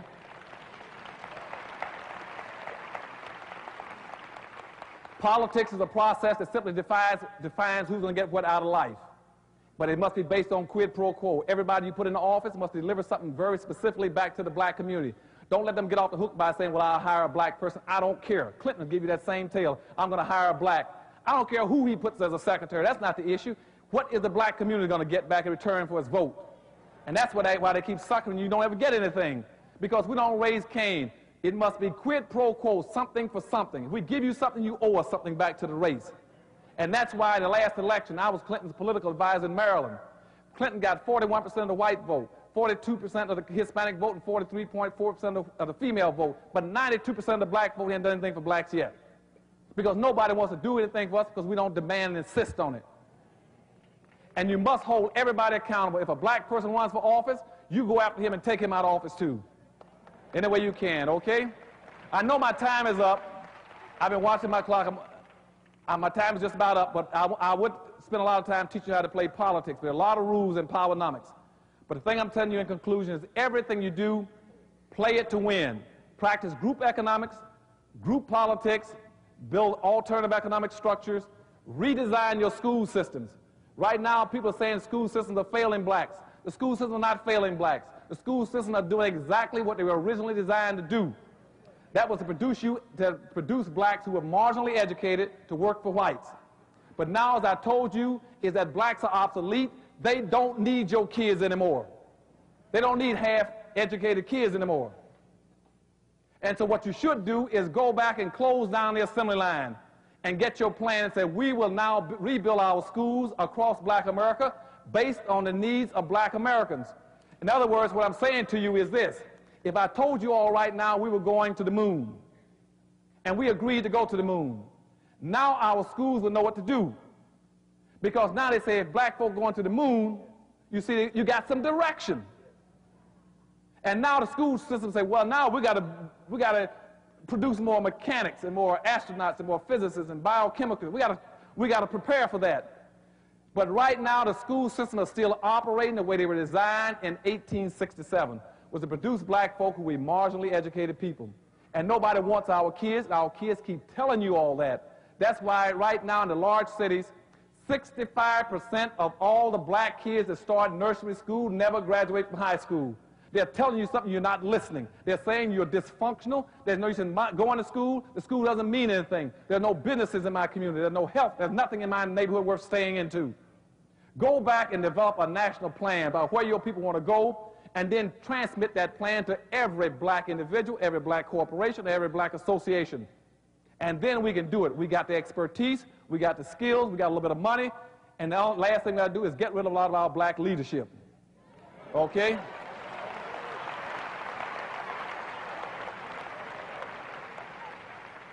All these black leaders in America now that head up our 2 or 3 major institutions keep talking about looking out for everybody but black folk. You tell them that day is over. Nobody's going to sell black folk anymore. The day of selling black folk over. If you want to sell them, you better find yourself another job. Because right now black folk are hurting too much, and it's too bad for us in this world to keep letting black folk get up there and get in these high positions and talk about everybody but black folk. If you don't want to be black, go home and sit down and look at TV.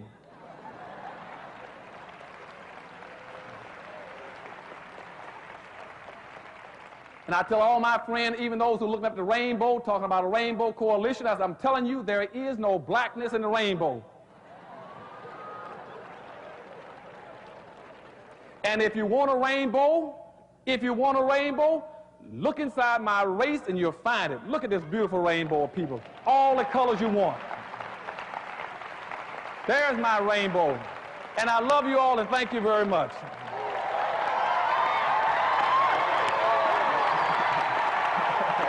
Thank you.